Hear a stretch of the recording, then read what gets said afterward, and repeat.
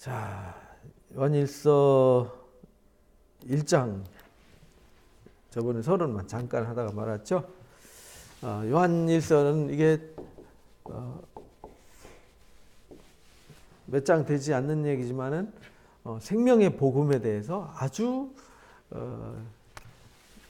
간략하게 그러면서도 깊이 있게 생명의 복음, 이것을 이제 뭐라고 표현했냐면 사랑으로 표현했어요. 사랑. 하나님의 사랑.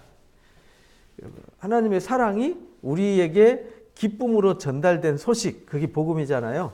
이게 이제 복음이라는 것은 하나님께서 우리를 어떻게 구체적으로 사랑하시고 그 사랑을 위해서 하나님이 어떤 일을 하셨는지, 우리가 그 사랑을 어떻게 받아들여야 되는지 그걸 설명하는 게 복음이고, 복음이 곧 사랑입니다. 그것을 요한 사도가 증명을 했어요. 여기 1장 1절부터 3절까지 보면 이 글을 쓴 사람이 요한 사도라는 건 너무 쉽게 이해할 수 있죠. 왜냐하면 예수님과 함께 동행했고 보았고 만져봤고 직접 체험한 사람, 가장 가까이서 예수님을 직접 경험했던 사도잖아요. 항상 예수님이 어떤 사역을 하실 때 꼭 세 사람 데리고 다녔죠. 누구죠? 베드로, 그 다음에 야고보, 요한. 이 세 사람 항상 데리고 다녔어요. 어디를 가든지. 그 중에 이제 매사에 뭔 사건만 나오면 이제 질문하고 이렇게 예수님과 반응하면서 대화했던 사람이 이제 베드로고요. 늘 예수님이 옆에서 예수님의 어떤 영적인 의미와 깊이를 깨달아서 전달하는 사도는 요한 사도. 근데 가장 오래까지 베드로 사도는 사역을 오래 하지 못했어요. 이게 64년에서 68년경에 순교를 하게 되잖아요. 네로 황제 때. 보통 한 64년에서 66년 보죠. 뭐 좀 늦게 보는 사람들인데 보통 요때 봅니다. 그러니까 요때까지밖에 사역을 못 해요. 근데 야고보 사도는 굉장히 일찍 순교를 하죠. 어디에 나오냐면 사도행전 12장. 사도행전 12장에 보면은 뭐라고 표현되냐면, 그때 헤롯 왕이 손을 들어 교회 중 몇 사람을 해하려 하여 요한의 형제 야고보를 순교시켰어요. 이래서 이제 순교 당하는 거예요. 일찍 순교 당하죠. 요때가 헤롯이 이 당시에 막 손을 들어 순교하고 시키고 막 교회에 핍박하고 할 요 당시가 한 44년경, 43, 4년경. 그러니까 사도 바울이 회심하고 한 10년 정도니까 사도 바울이 선교사로 나가서 활동하지 않은 때죠. 그래서 13장에 이제 사도 요한이 사도 바울이 안디옥 교회에서 파송되는 얘기가 등장하잖아요. 그 전입니다. 그러니까 여기는 일찍 순교를 당했고, 여기 순교를 당했고, 베드로 이제 뒤에 이제 로마에서 네로 황제 때 순교를 당하고, 남아 있는 제자가 가장 마지막까지 남아서 복음을 전하고 이 복음 진리를 가르쳤던 사도가 요한 사도인데, 보통 AD 90년에서 100년 사이에까지 살았다 이렇게 보거든요. 도미티아누스 황제 때까지 그때 이제 핍박 때문에 이 반모섬에 유배됐다가 거기서 요한계시록을 쓰고 나와서 에베소에서 마지막 생애를 마감하거든요. 그래서 그때까지 95년도란 말이죠. 그래서 대부분 최소한 100년까지는 살았을 것이다. 왜냐하면 요한 사도는 베드로는 순교당했고 야고보도 순교당했잖아요. 근데 요한은 순교가 아니라 마지막까지 생존했어요. 근데 왜 그랬을까 이렇게 성경을 찾아보면 십자가상에서 예수님이 부탁하셨죠. 누굴 부탁하죠? 엄마 부탁하잖아요. 요한아, 어머니다라고 해서 이제 예수님의 모친을 요한의 어머니로 소개를 해요. 네 어머니처럼 섬겨라. 또 어머니한테는 아들처럼 섬기라고, 아들처럼 생각하라고. 그래서 어머니를 부탁한 얘기가 요한 복음 마지막에 나옵니다. 그래서 요한 사도는 그래서 마지막까지 마리아를 에베소에서 섬기고 마지막까지 그냥 자연사죠. 자연사. 순교한 것이 아니라 수명을 다할 때까지 복음을 위해서 일했어요. 그래서 설화에 의하면은 사도 요한이 스스로 일어설 수 없어서 부축받아 가지고 서가지고 두 손 높이 들고 말도 제대로 못하는데 여러분 서로 사랑하십시오. 그 한마디에 그 모든 성도들이 감동했다. 뭐 이런 설화가 이제 전해 내려오잖아요. 그래서 이제 그런 예화들 많이 들어보셨을 겁니다. 그만큼 요한의 사랑의 사도로 알려져 있죠. 그래서 요한복음 또 요한 1, 2, 3서, 요한계시록 내용이 같은 영적인 흐름이 이제 같이 흘러갑니다. 그래서 이 예수님에 대한 정체성, 예수님을 또 예수님을 사랑으로 표현을 했는데 이 요한 사도는 다른 복음서와 달리 영적인 복음이라 그러죠. 영적인 복음. 요한복음과 요한 1, 2, 3서, 요한계시록은 보면은 예수님의 어떤 외적인 모습이 아니라 어떤 교훈적인 가르침이 아니라 영적인 예수님의 역할과 기능에 대해서 깊이 설명을 했어요. 그래서 요한복음에 보면은 뭐라고 나오냐면 예수님 스스로 예수님이 누구다라고 말씀하시는 게 있고 세례 요한이나 다른 사람들 예수님에 대해서 소개할 때 나오는 말 있죠. 세례 요한이 볼 땐 보라 세상 죄를 짊어지고 가는 하나님의 어린 양이로다 이렇게 말하잖아요. 이 땅에 말씀이 육신이 되어 왔다. 이 땅에 빛으로 오셨다. 이 땅에 생명으로 오셨다. 그래서 그분을 영접하면 하나님의 자녀가 되는 권세를 준다. 이런 얘기는 이제 세례 요한이 통해서 이제 다른 사람들 통해서 말씀하셨는데 예수님 스스로도 말해요. 나는 생명의 떡이야. 나는 생명의 음료야. 나는 참 포도나무야. 나는 양의 목자야. 나는 양의 문이야. 이렇게 이제 나는 무엇이야 이렇게 나는 뭐이다. 에고에임이라 그러죠. 에고에임이. 그는 뭐이다. 이렇게 이제 예수님의 영적 정체성을 가르친 것이 요한복음이에요. 그만큼 이제 상황이 달라졌다는 거죠. 요한 사도가 그런 영적인 의미를 가르칠 때에는 그만큼 교회가 이제 자리를 잡아가고 성숙해져가는 단계이기 때문에 예수님이 누구냐, 예수님을 섬기는 그리스도인들은 누구냐라는 영적인 정체성에 대한 문제가 대두되는 시기죠. 그래서 그때부터 예수님이 누구냐에 따라서 예수님의 인성과 신성 문제를 가지고 논란이 생기기 시작해요. 그때 그래서 예수님의 신성은 인정하고 육체를 입고 온 이 육체를 입고 온 것을 부정하는 이단들이 등장하는데 그 최초 이단이 마르시온이라고 했잖아요. 마르시온. 사도 바울이 쓴 바울서신만 마치 신약 성경인 것처럼 해석하고 다른 성경을 인정하지 않는 이런, 그래서 예수님의 영적으로 오신 하나님의 아들로만 인정하고 육체로 오신 것을 부정하는 이 적그리스도라고 이제 성경에 강력하게 나오는데 이때 이제 1세기 말부터 등장하기 시작했어요. 그래서 요한복음과 요한 1, 2, 3서, 요한계시록은 그런 영적 정체성과 또 이단들 적그리스도에 대해서 집중적으로 다루게 되는 거죠. 그러니까 우리가 성경을 수평적으로 똑같이 보면 안 돼요. 우리나라에 복음이 들어올 때 어떤 복음이 제일 먼저 들어왔죠? 우리나라에 복음이 들어오는데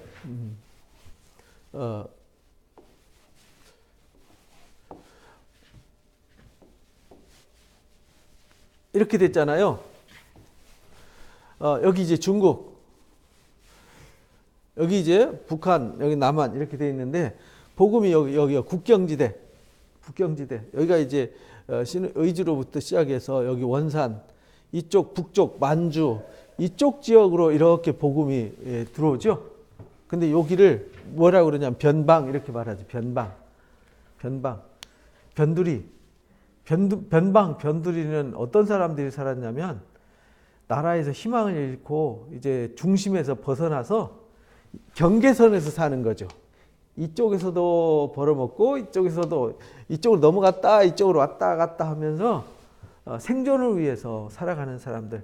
쉽게 말하면 이 조선이라고 하는 나라가 우리를 책임져 주지 못해요. 왕도 대신들도 양반들도 백성들의 피만 빨아먹고 백성들을 짓밟고 고통만 주지 백성을 위해서 하는 일은 아무것도 없었어요. 그래서 우리 구한말 시대 1800년대 1870년대부터 시작해서 1910년도 이때까지는 아예 이 나라가 희망이 없던 나라였잖아요. 절망에 빠져 있던 시기. 특히 1885년 이후 갑신정변, 이모군란 뭐 한참 일어나고 신미양요 또 병인양요 막 일어날 때 그때 당시 그 이전에 이제 병자호란 정자호란 이미 오랑캐들 침입으로 나라가 아주 쑥대밭된 상태에서 그게 이어져 오는 거잖아요. 그 이전에 뭐 임진왜란과 함께 막 이렇게 1592년부터 이제 나라가 굉장히 시달리고 버거워져 있던 상태였는데 아예 이때 우리나라에 복음이 처음 들어올 당시에는 아예 그냥 나라가 있지만 나라가 없는 상태, 절망의 상태였죠. 그때 이쪽에 가난하고 힘들고 지칠 때 읽는 복음이 어떤 복음이에요? 누가복음이잖아요. 누가복음. 그래서 이 북쪽에서 성경에 어떤 성경이 먼저 번역되겠어요? 누가복음이 제일 먼저 번역이 되는 거예요. 존 노스에 의해서 1882년에 누가복음이 번역돼서 이쪽으로 들어오게 돼요. 그 이후에 이제 요한복음이 번역되고 이쪽 여기 일본이잖아요. 일본에서 제물포를 통해서 여기 부산포로 해가지고 여기 제물포로 이제 교회가 선교사들이 들어오잖아요. 그때 갖고 온 복음은 마가복음이었어요. 마가복음은 강력한 복음이잖아요. 강력하게 능력으로. 왜냐하면 지치고 힘없는 나라 백성들한테 하나님이 누군지를 소개하는 거죠. 그때 하나님을 소개할 때 성경 번역하는 이 선교사들이 번역할 때 고민이 많았어요. 하나님을 누구라고 표현하지? 근데 와서 들어와서 보니까 중국과 우리나라가 문화가 비슷하잖아요. 그래서 하늘에 있는 분이 누구죠? 옥황상제. 그래서 하늘에 있는 상제께서 이렇게 표현을 했어요. 그러다가 이제 한은임, 한울림, 한은임 이렇게 표현하다가 우리 게일 선교사, 레이놀즈 선교사, 언더우즈 이런 선교사들이 같이 이제 성경을 번역하면서 이제 하나님이라는 용어를 유일하신 하나님이라는 용어를 최초로 쓰게 돼요. 그래서 한글을 번역하면서 사실은 우리나라 한글이 국민 언어로 쓰여진 것은 선교사들의 100% 절대 공헌입니다. 그 이전까지 세종대왕이 한글을 만들었지만 저변 확대는 안 됐고 국민의 언어로 쓰여지지는 않았어요. 지금 한글이 되고 국민 언어로 쓰여지게 된 것은 우리 기독교 선교사들의 절대적인 공헌입니다. 그들에 의해서 된 겁니다. 그 이전에는 한글을 언문이라고 해서 글 취급도 하지 않았어요. 근데 기독교의 절대 공헌인데 우리 역사에서는 절대로 안 가르치죠. 그런 거는. 그래서 여기 누가복음이 전해지고 어느 정도 교회가 세워지고 뿌리가 내려져 갈 때 예수님이 누구냐는 것을 가르치기 시작할 때 그분이 그 태초에 말씀이 계시니라 로고스였잖아요. 로고스. 근데 예수님을 뭘로 표현했냐면 예수님은 도다 이래 도로 가르쳤어요. 우리 헬라어 성경에는 로고스로 가르쳤잖아요. 근데 로고스를 영어 성경은 워드로 돼 있잖아요. 워드. 이거를 우리 조선 사람들한테는 뭐라고 설명해야 이해가 될까? 그래서 사실은 우리나라 도교가 불교 사상이 아니라 도교의 영향을 많이 받았어요. 도교. 그래서 번역할 때 그래서 도라는 길도자, 도라는 표현을 쓰게 돼요. 그러다 보니까 여러분들이 추구하는 도 그게 뭐냐? 그게 성경이다. 하나님 말씀이다. 하늘에 있는 옥황상제, 상제 그분이 누구냐? 그분이 하나님이시다. 이걸 이제 소개를 한 거죠. 그래서 사람들이 그분이 가난하고 소외되고 병든 사람들, 심령이 가난한 자가 아니라 가난한 자는 복이 있나니 그들은 위로를 받을 것이요. 이렇게 이제 그들이 천국을 소유할 것이요. 라고 해서 우리나라 복음이 아주 극도로 위기 상태에서 그 복음을 들음으로 우리나라가 이제 개화될 수 있는 말 그대로 백성이 이제는 더 이상 왕도 의지할 수 없고요. 대신도 의지할 수 없고 양반들도 다 이미 아웃돼 버렸고 그래서 이 봉기를 일으킨 게 동학 농민 혁명이잖아요. 그래서 그거 불 끄려고 청나라 사람들 불러 들여가지고 사고 치는 바람에 일본 사람들이 뭔 짓이냐 이거 자동 개입 조약으로 인해 가지고 개입하는 바람에 청일전쟁이 그 바람에 일어나는 거 아니에요, 그죠? 그러니까 그래가지고 나라가 쑥대밭 되는 이런 불행한 사고가 만들어졌는데 이 백성들은 아무것도 의지할 수 없는 상황에 하나님을 의지하는 가난한 사람들에 의한 복음, 이것이 그래서 이미 선교사들이 1885년에 들어와서 선교 못했잖아요. 알렌이라고 하는 선교사가 민영리 난자 사건을 위해 가지고 이제 왕이 이 광해원 하사를 하잖아요. 그 바람에 이제 광해원에서 봉사하는 봉사자로 일하다가 이제 사실은 예배드리는 건 87년경부터란 말, 한 2년 후에. 그런데 이미 이 사람들이 보니까 여기 황해도, 의주, 해주 이쪽에는 이미 다 복음이 들어가 있었고 성경이 들어와 있었고 여기도 이미 성경이 번역돼서 들어왔고 여기도 성경이 번역돼서 이미 읽고 있고 나눠지고 있었어요. 그래서 이 나라 이 민족은 뭘로 세워졌냐면 하나님의 말씀으로 세워진 나라예요.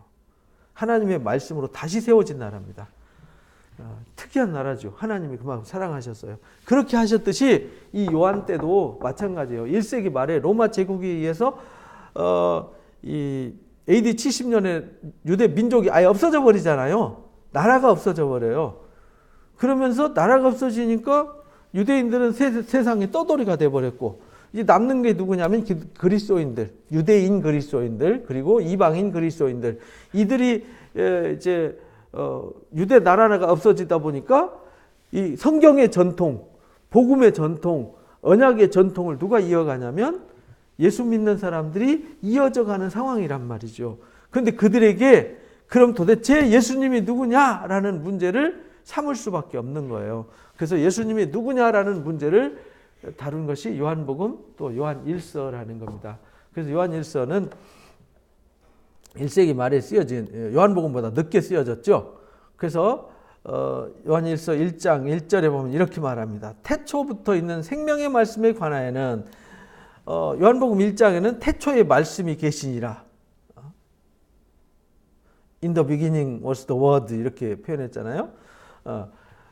태초에 말씀이 계시니라. 이 말씀이 하나님과 함께 계셨는데 이 말씀이 곧 하나님이시다 이렇게 표현했잖아요. 그래서 여기서는 태초부터 있는 생명의 말씀, 요한복음 1장과 같은 정의를 내리죠. 이 생명의 말씀이 태초부터 있었어요. 말씀이 계셨는데 그 말씀이 로고스예요. 그 로고스가 워드가 태초부터 있었어요. 만물이 생성되기 전부터. 근데 그 생명의 말씀을 우리가 들었어요. 생명의 말씀을 들었고 눈으로 봤어요. 들었고 보았어요. 그리고 자세히 보고 손으로 뭐 했어요? 만져봤어요. 그러니까 보고 듣고 만졌어요. 입체적인 거잖아요. 가짜가 아니라는 거죠. 누구한테 주워 들은 것도 아니고 직접 목격한 산 증거라는 거죠. 산 증거다. 이 생명의 말씀에 관해서는. 그래서 이 생명의 말씀이 곧 누구냐? 예수 그리스도를 말하는 거예요. 예수 그리스도에 관하여는 우리가 처음부터 들었다, 보았다, 만졌다. 근데 그분이 곧 뭐냐? 로고스다. 이렇게 말하는 거죠. 이 생명이 나타났다. 이 생명, 태초부터 있는 생명.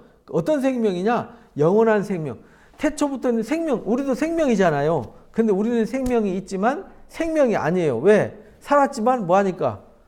죽으니까. 그래서 이 땅에 있는 생명은 생명이 아니에요. 살았으나 죽은 거예요. 사망의 종로를 타고 사망 아래 갇혀있기 때문에 살았지만 죽은 존재잖아요.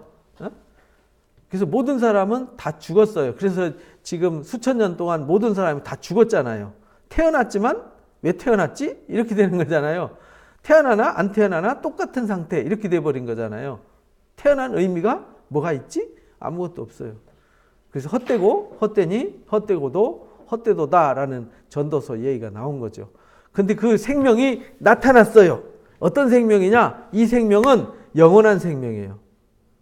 그래서 이 생명이 나타난 바 된지라 이 영원한 생명을 우리가 보았고 이렇게 말하잖아요. 그래서 예수님은 이 땅에 뭘로 오셨냐? 영생으로 오신 거예요. 그래서 우리가 예수님을 영접하면 영생을 얻는 거죠. 하나님이 세상은 이처럼 사랑하사 독생자를 주셨는데 이는 저를 믿는 자마다 멸망하지 않고 영생을 얻게 하려고 한 것이다. 그래서 이 요한 사도가 소개하는 것이 내가 태초에 있는 생명의 말씀인데 그 생명의 말씀이 눈으로 보고 만져본 이 확실한 증거가 뭘로 왔냐? 이 땅에 생명으로 왔다. 어떤 생명으로 왔냐? 영원한 생명으로 왔다. 근데 우리가 그 생명을 보았고 증언했다. 그 생명을 보았고 증언. 지금 교회는 뭐 하는 곳이냐면 이거 하는 곳이에요. 보고 듣고 만진 바 된 태초부터 있는 진짜 참 생명. 진짜 참 생명이 영원한 생명이잖아요. 죽지 않아요. 종되지 않아요. 소멸되지 않아요.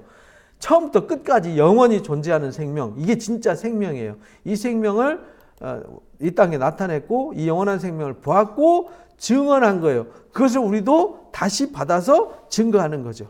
그래서 너희에게 증언하여 전한 거다. 이는 아버지와 함께 계시다가 우리에게 나타난 바가 되었다. 그래서 예수님은 아버지와 함께 계시다가 이 땅에 말씀이 육신이 되어 우리 가운데 나타난 것이죠. 이게 신비예요. 그러니까 지금 요한복음은 마가복음이나 마태복음하고는 차원이 다르잖아요. 구약성경에 이런 예언이 이루어졌고 그분은 능력으로 오셨고 이렇게 아니라 여기는 영적인 의미와 기능을 설명하잖아요. 그래서 예수님의 영적 의미와 기능에 대해서 알려면 요한복음과 요한일서를 모르면 알 수가 없어요. 그렇지 못하면 요한계시록도 이해할 수 없는 것이죠. 그래서 우리가 보고 들은 바를 이렇게 확실한 태초에 있는 생명의 말씀, 영원한 생명 대신 확실히 보았고 증명한 이것을 너희에게 전했는데 그분은 원래 우리가 전한 이 생명, 영원한 생명은 아버지와 함께 있다가 우리한테 나타났는데 우리가 이것을 너희에게 전하는 이유가 뭐냐면 이렇게 말해요. 전하는 이유. 그러니까 우리가 하나님의 말씀을 전하고 가르치고 예배하는 이유 이거 알아야 되잖아요. 이거 시간 바쁜데 시간 소비시키기 위해서 우리 예배하고 할 일 없어서 심심해서 예배하고 성경 읽고 나누는 거 아니잖아요. 이걸 전하는 이유는 너희로 우리와 뭐 하게 하려고요? 사귐이 있게 하려고 한다. 사귐. 이 사귐이라는 말은 코이노니아라는 말은 참여, 사귐이라는 말은 하나됨을 말하는 거예요. 교제, 참여, 하나됨. 그러니까 너희와 우리와 하나가 되게 하려 합니다. 우리가 하는 일에 너희가 참여하게 하려 합니다. 그 영원한 생명에 참여시키기에 위한 것이다. 그래서 이 해석을 잘 해야 되는 거죠. 여기 사귐이라는 말이 참여, 하나됨 이런 뜻이에요. 그러니까 우리가 복음을 전하는 이유는요. 복음을 전하고 나누는 이유는 사람들이 그 복음을 깨달아서 그 저주, 사망, 생명이 있지만 생명이 아니에요. 죽은 목숨, 죽음 아래에 있는 사망 아래에 있는 그들에게 알게 해서 그 사망과 저주로부터 나와서 영원한 생명에 참여하게 하는 거예요. 그래서 교제한다. 그래서 그걸 사귐 속에 뭐가 또 포함되냐면 누림이 포함되는 거예요. 하나가 된다는 말은 하나가 됐어요. 내가 예수님의 영원한 생명에 참여했어요. 그럼 영원한 생명이라고 가만히 무슨 시체처럼 돌멩이처럼 생명 없이 이러고 있는 것이 아니라 그 생명은 그 속에 무한한 그 생명력이 있잖아요. 생명력이란 말은 거기서 막 꿈틀거리고 활동하는 그 생명 안에 뭔가 움직이는 게 있단 말이죠. 그 움직임이 뭐냐면 기쁨이에요. 즐거움이에요. 행복이에요. 사랑이에요. 영광이에요. 찬송이에요. 그것이 존귀와 영광과 부귀와 막 이렇게 이제 요한계시록 보면 나오잖아요. 권능과 막 그 모든 것이 그 안에 있는 거예요. 그래서 우리가 복음을 전해서 사람들한테 이 생명에 참여시키는 건요. 엄청난 축복이에요. 이게 사실은 전도인데 우리가 전도라는 용어가 막 교인 숫자 늘리기 위해서 막 피곤하게 사람 끌어들이고 막 사람 외형 불리고 이거 하다 보니까 전도가 나쁜 의미라기보다는 피곤한 의미, 굉장히 힘들고 부담스러운 의미 이렇게 변질이 돼 버린 거죠. 이건요 축복이잖아요. 저 불쌍한 사람들을 이 정말 행복한 하나님의 행복에 초대해서 참여해서 그걸 누리게 하는 건데 그건 정말 영화로운 거잖아요. 정말 아름다운 거잖아요. 최고의 가치가 있는 거잖아요. 그래서 그걸 너에게 보고 들은 바 확실한 이 생명, 영원한 생명을 전하는 이유는 우리와 사귐이 있게 하려고 한다. 그 복에 참여해서 누리게 하려고 한다. 이 사귐은 우리가 말하는 사귐은 참여하는 우리가 사귐 곧 코이노니아 참여 경험 여기에 하나가 되게 하는 이유는 아버지와 그 아들 예수 그리스도와 더불어 뭐 한다고요? 누림이다. 이렇게 봐. 누림이다. 함께합니다. 이게 함께합니다. 이걸 누림이다. 이렇게 이제 번역을 했어요. 그러니까 사귐이 곧 누림이다. 이렇게 번역을 한 겁니다. 이거 우리가 복음을 전하는 이유는 내가 먼저 이거 보고 들은 확실한 확신을 갖고 내가 복음에 참여하고 그리스도와 교제를 하고 하나님과 교제해서 하나님과 하나가 되어지고 하나님 아버지와 그 아들 예수 그리스도와 함께 이 은혜와 영광과 복을 누리고 또 다른 사람들한테 이걸 전해서 그 사람들로 하여금 누리게 참여해서 누리게 하려 합니다. 이걸 이제 사도 요한이 가르치는 겁니다.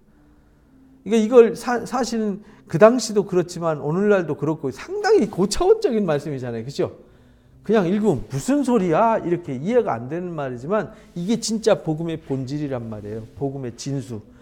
우리가 이것을 쓰는 이유, 지금 이 복음에 대해서 복음의 본질, 우리가 전하려고 하는 이 복음의 본질에 대해서 쓰는 이유는 우리의 기쁨을 뭐하게 하려고요? 충만하게 하려고 하는 거다. 그러니까 세상에서요, 요즘 인스타그램 들어가 보면은 제일 사진이 많이 나와 있는 게 있어요. 뭐냐면 애기들, 애기 사진들. 애기 난 청년들 보면 맨날 그 애기 사진만 찍어요. 애기 사진만 올라와 있어.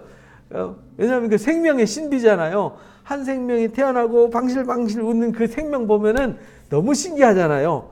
그래서 그 한 생명이 태어난 걸 기뻐하고 즐거워하고 다 축하해주고 축복해주고 이렇게 말하잖아요. 그리고 아장아장 걸어다니는 애들 사진 찍으면서 그냥 애기 이뻐갖고 어쩔 줄 모르잖아요. 그 한 생명이 태어나서 아주 꽃처럼 예쁘게 아름답게 막 아장아장 새싹 자라나는 그거 너무 신비롭잖아요. 이게 기쁨이란 말이죠. 한 생명의 탄생, 한 생명의 어떤 그 사랑 안에서 사랑의 품에서 행복을 누리는 그 누림. 그것이 기쁨이란 말이죠. 기쁨.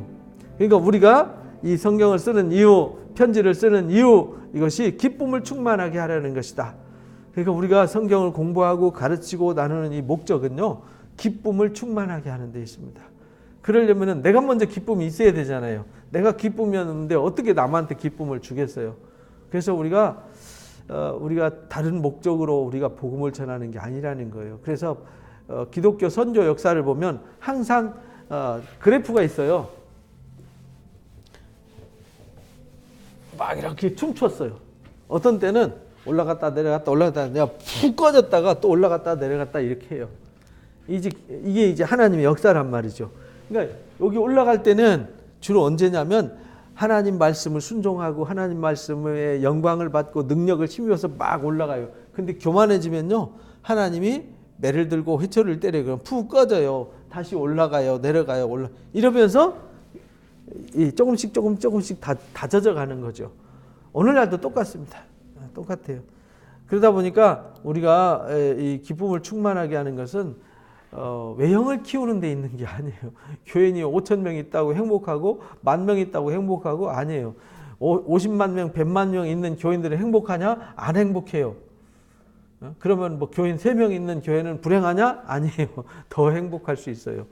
그런 기준을 말하는 게 아니라는 겁니다. 여기서 말하는 것은 한 생명이 구원받고 한 생명이 탄생해서 이제 어둠과 저주가 아니라 그리스도와 함께 참여한 바가 되어서 그리스도의 영광을 함께 나누고 누리는 이 기쁨을 말하는 겁니다.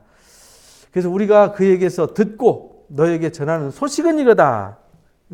그러니까 그가 누구예요? 하나님과 예수 그리스도죠. 듣고 너에게 전하는 소식인 이것이니 곧 하나님은 뭐라고요? 죄송합니다. 하나님은 빛이시다. 결국은요, 이 복음은 곧 뭐냐면 빛이에요, 빛. 이 사랑, 복음, 사랑, 이건 빛, 생명. 이게 이제 빛이기도 하고 생명이기도 하고요, 사랑이기도 하고 그걸 복음이라고도 해요. 하나님은 빛이라고 하는 거다. 그 하나님에게는 뭐가 없죠? 어둠이 조금도 없어요. 그러니까 하나님이 어둠이 전혀 없다. 우리에게 생명이 있다, 사랑이 있다, 복음이 있다라는 말은 이 빛과 같다 이런 말입니다. 그러니까 내 안에 복음이 있고 내 안에 생명이 있다는 얘기는 뭐가 있다는 얘기예요? 빛이 있다는 얘기입니다. 근데 어둠이 있다. 그 속에 생명이 없다 이런 뜻입니다. 생명이 꺼져가거나 시들어져 가거나 등불도 있잖아요. 막 진짜 심지가 다 타가지고 꺼져가는 불이 있고 불씨 있잖아요. 불씨 장작불도요. 다 꺼져가는 그 불씨만 남아있는 거 있잖아요. 그런 불이 있는가 하면 환할 타오르는 불이 있잖아요. 똑같은 불이지만 다르잖아요. 틀린 게 아니라 다른 거죠. 하나님은 빛이시기 때문에 어둠이 전혀 없어요. 그러니까 하나님께 어둠이 있다 말이 안 되는 거예요. 그러니까 만일 우리가 하나님과 사귐이 있다. 곧 우리가 하나님의 그 은혜에 참여했다. 하나님의 그 생명, 복음에 참여했다. 라고 하면서 어둠에 행하면 거짓말하는 거다. 진리를 행하지 않는 것이다. 그래서요, 이 분별은 간단해요. 근데요, 신기한 건요, 어둠에 있는 사람은요, 자기가 어둠인지 빛인지를 몰라요. 그러나 빛 가운데 있는 사람은 어둠인지 빛인지를 알아요. 그래서 이단에 빠진 사람들은 자기가 어둠인지 빛인지 모르잖아요. 근데 객관적으로 보면 다 보이잖아요. 왜냐하면 그들이 어두운 가운데 행하잖아요. 그들이 말하는 거, 행동하는 거 보면은 아, 저거 어둠이다. 금방 드러나잖아요. 그래서 이 빛 가운데 있는 사람은 어둠을 말하지 않고 어둠을 행동하지 않아요. 근데 맨날 만나면 비판적이고 비난하고 정죄하고 헐뜯고 남을 이간질하고 이렇게 하는 건요. 거기엔 벌써 빛이 떠났구나. 빛이 없구나. 거기는 어둠이 있구나. 금방 알잖아요. 그거 뭐 3살 먹은 애기도 알 수 있는 건데요. 근데 자기들은 막 누가 어쩌고 저쩌고 뭐가 어쩌고 저쩌고 막 남을 비난하고 막 헐뜯고 하면서 자기들은 옳다고 생각해요. 남을 헐뜯는다는 얘기는 나는 옳은데 저 사람은 틀렸다는 거잖아요. 그래서 성경은 그걸 교만하다 이렇게 말해요. 교만하다. 근데 지식이 많아지면 교만해진다는 거예요. 그러니까 나는 뭘 배워서 알고 있다. 그런데 저들은 모르고 있다. 그러니까 내가 이 사람들을 뭐 하는 거예요? 평가하고 판단하고 정죄하는데 내가 평가하고 판단하고 정죄할 때 내가 생각하는 건 옳다고 생각하기 때문에 이 사람들만 잘못됐다고 생각하고 나는 잘못된 것이 없다고 생각해요. 그걸 본인들은 모른다는 거예요. 이게 교만이에요. 교만하면 눈이 가려워져서 못 봐요. 그래서 바리새인들이 예수님이 하시는 말씀을 듣고 회개하지 않잖아요. 예수님이 하신 말씀을 들으면 회개를 해야 되는데 어떻게 하면 죽일까를 고민했잖아요. 왜냐하면 그들이 지식이 없어서 그런 게 아니에요. 지식이 너무 많다 보니까 주님이 하시는 말씀은 무슨 뜻인가를 생각하는 게 아니라 오히려 잘못되었다라고 평가하고 판단하는 이 교만 때문에 예수님은 십자가에 못 박은 겁니다. 그래서 오늘날 기독교도 마찬가지거든요. 얼마 전에 CBS에서 어떤 프로그램 보니까 그러더라고요. 기독교인들은 뭘 좀 알면 안 돼요. 그러더라고요. 그 방송 패널들이 나와가지고. 왜요? 그러니까. 알면요, 막 사람 무시해요. 기독교인들은 뭐 지식 좀 알고 뭐 좀 배웠고 뭐 좀 알면은 남을 무시한대. 이거는 잘못된 거죠. 이거는 복음을 잘못 참여한 거예요. 복음에 참여했으면 내가 빛 가운데 참여한 거잖아요. 그럼 뭐가 드러나야 돼요? 빛이 드러나야지. 어둠이 드러나면 이거는 잘못된 거라는 거예요. 그래서 그걸 분별해야 돼요. 근데 거기가 어둠인지 알면서도 인정에 매여가지고요, 사람들이 끌려다녀요. 그래서 이단에 빠지면 못 나오고요, 잘못된 길 들어가면 못 나오는 거예요. 그래서 여기 사귐이 있다고 어둠에 행하면 거짓말하고 진리를 행하지 않는 거다. 그가 빛 가운데 계신 것 같이 우리도 빛 가운데 행하면 우리가 서로 사귐이 있다라는 것이 증명되는 거다. 예수님이 빛 가운데 계신 것 같이 우리도 빛 가운데서 행하면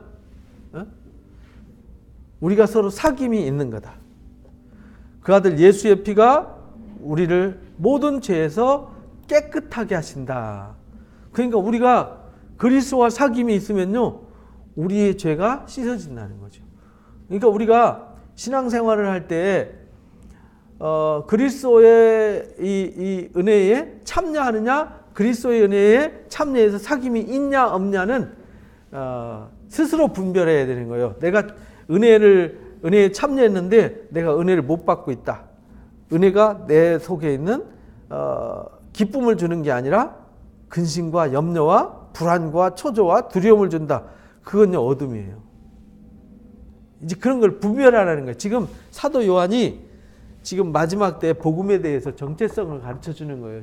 분별력이죠.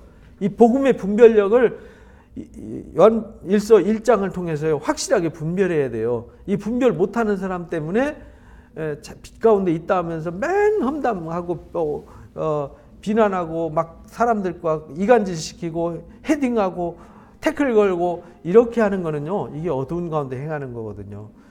그러나 우리가 죄 가운데 있지요. 죄 없는 사람 없어요. 죄 가운데 있지만 그리스도의 죄 있는 사람이 그리스도의 은혜에 참여하게 되면 빛 가운데 참여하는 거다. 빛 가운데 참여하면 어둠이 사라지는 거다. 그래서 우리가 빛 가운데 행하면 예수의 피가 우리를 깨끗게 한다. 어둠이 씻어진다 이 말이죠. 빛 가운데 오면 어둠이 사라진다 이 말과 같은 의미죠.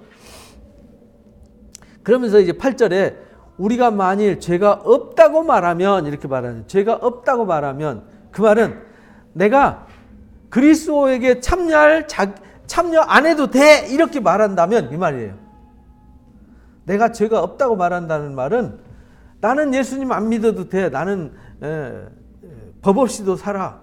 나는 착하게 살아. 나는 원래 본심이 착해. 뭐 이런 사람 있잖아요. 그건요, 자기를 모르는 거예요.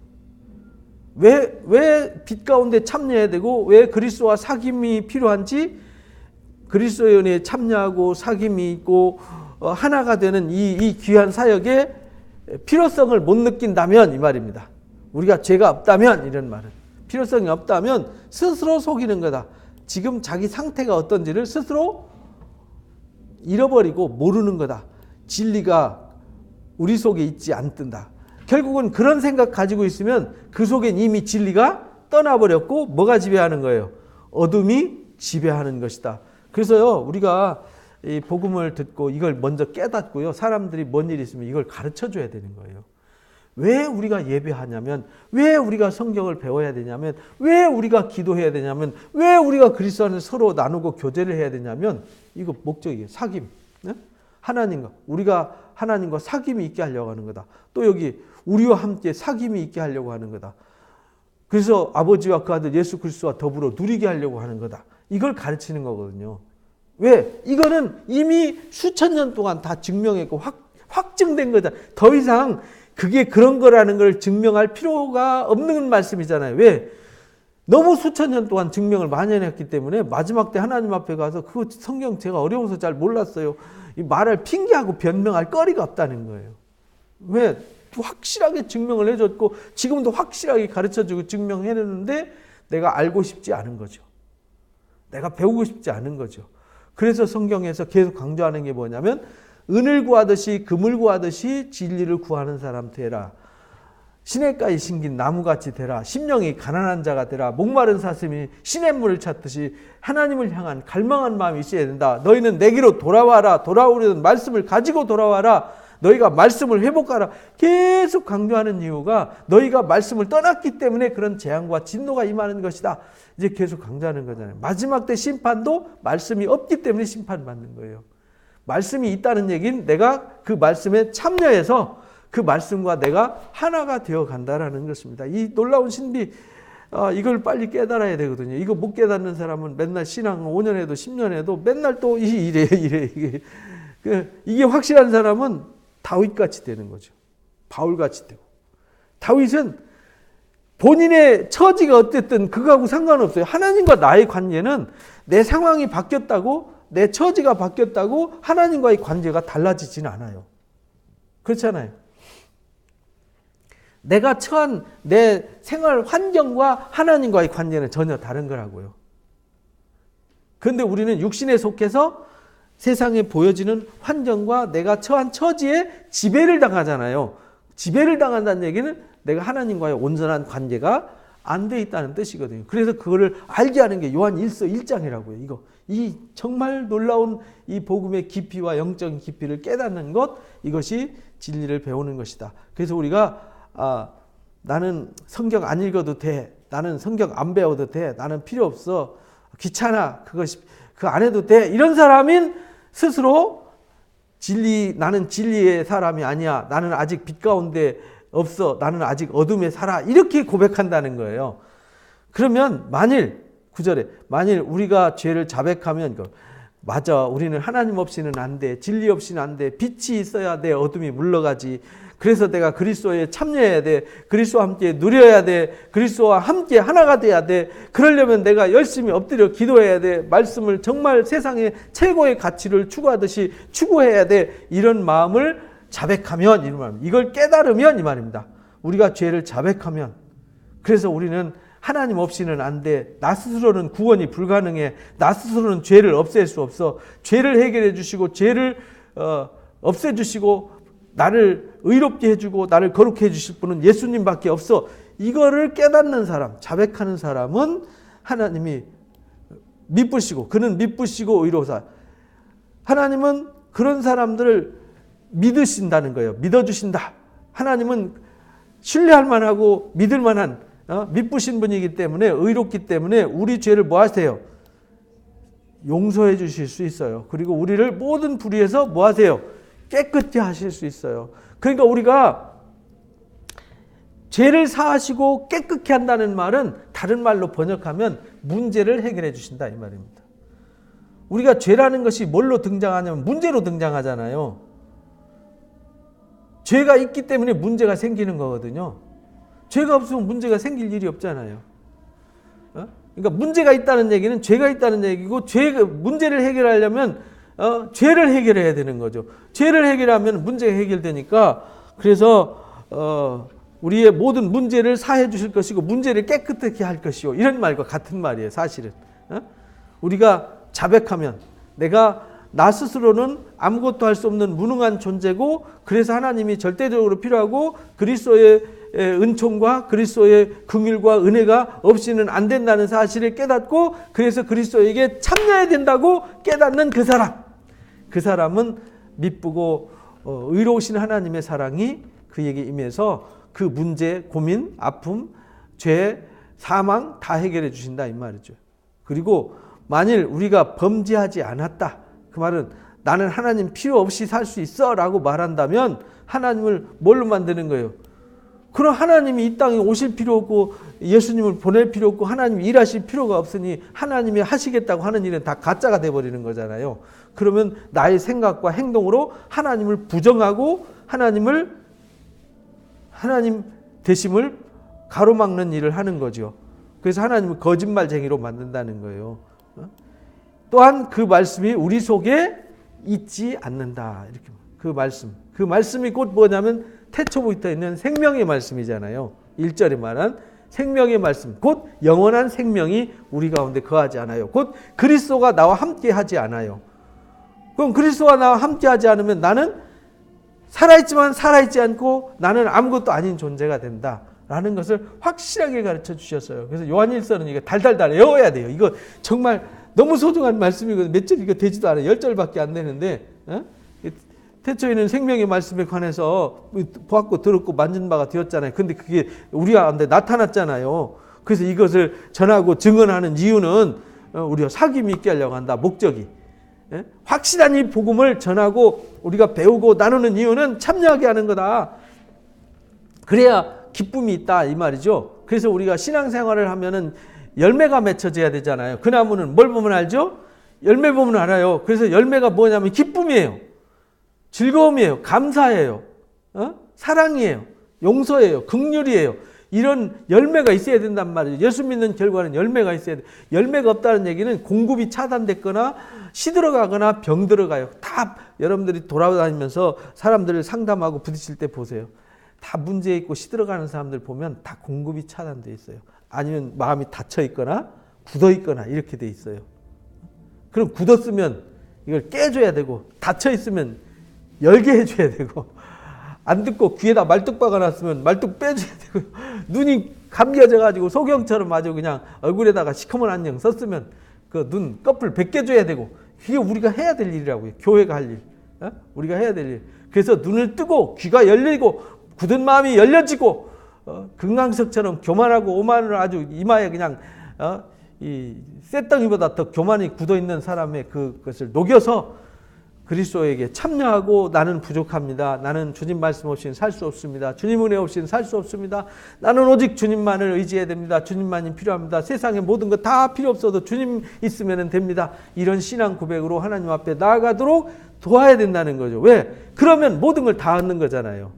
하나님 얻으면 다 얻는 거 아니에요? 하나님 얻으면요, 모든 것은 더해 주신다 그랬잖아요. 그의 나라와 이를 구하 모든 것 더해 주신다라는 이 놀라운, 그래서 이 참여하는 것이다. 그래서 내가 어두운 가운데 있고 내가 죄인이고 나는 부족한 존재라는 걸 알기 때문에 빛 가운데 나아가야 되는 당위성이 스스로 생기는 거잖아요. 누구에 의해서 생기는 게 아니에요. 내 마음으로 깨달아서 나는 빛 가운데 가야 돼. 나는 그리스도에게로 나가야 돼. 나는 하나님과 사귀어야 돼. 하나님과 사귐이 없이, 그리스도와 사귐 없이는 나 이 문제는 절대 해결될 수 없어. 이런 사람만 그리스도에게 나오는 거예요. 이런 사람만 하나님의 나라를 소유하고 마지막에 구원받는 겁니다. 이게 영생의 열매죠. 이것이 요한일서 1장 1절에서 10절까지의 확실한 말씀입니다. 이것을 우리가 깊이 깨닫고 진리로 승리하시기를 주님의 이름으로 축복합니다. 기도하고 마칩니다.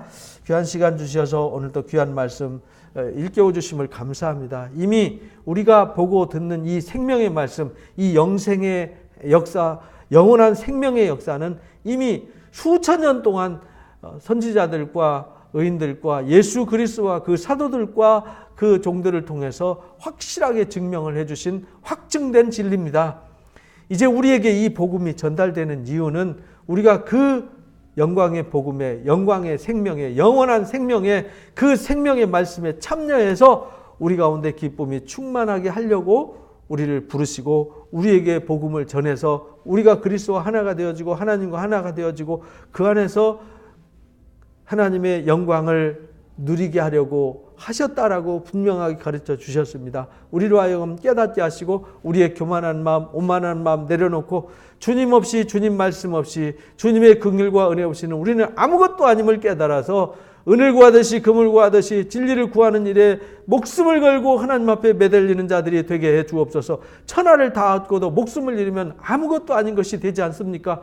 근데 우리는 무지해서 천하를 얻고자 목숨을 던지고 결국은 천하를 얻어놓은 것이 우리에게 아무것도 해줄 것이 없는 허무한 것임을 우리로 깨닫게 해 주옵소서. 그래서 우리는 날마다 하나님이 최고이고 진리가 최고임을 깨닫고 진리를 구하고 진리 앞에 나아가서 모든 문제가 해결되어질 때 또한 모든 것을 얻어서 하나님의 나라까지, 하나님의 영광까지 상속할 수 있게 된다는 이 복음의 놀라운 진리의 비밀을 깨닫는 자들이 되도록 인도해 주옵소서. 그래서 우리는 버려진 자가 아니라 이 말씀을 소유하고 말씀의 주인공이 되어져서 말씀의 영광 나타날 때에 우리 주님 영광 이 땅에 나타내시고 서실 때 우리는 그 영광의 찬송으로 서는 자들 되게 하여 주옵소서. 감사하며 예수님의 이름으로 기도하옵나이다.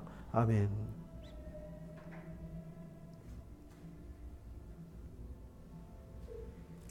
감사합니다. 수고했습니다.